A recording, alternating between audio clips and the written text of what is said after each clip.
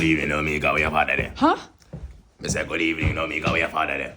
What are you saying? Yeah, dunks. You don't understand patois? Again, one more time, I can't hear. You know, I know your father from 1872. Me know your father, you know. The way it is smart, so. Me used to change the diaper, you know your father before your father go wind up in your mother. And then 9 months later, I get the belly. And it come out to be a worthless and I disrespect people. But it don't understand patois. But you never understand what me I say. And you come out to your father house and go in your mother front and come out to be a worthless. That not make no blood clot sense. Beg your father, you know.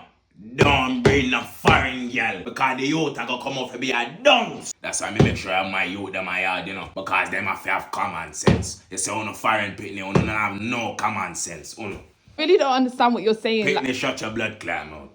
Shut your blood clot mouth. Because I disrespect you come and disrespect big people, you know what? Me gone in my yard. Tell the father say me did there. If you understand what me I say. Fucking all this.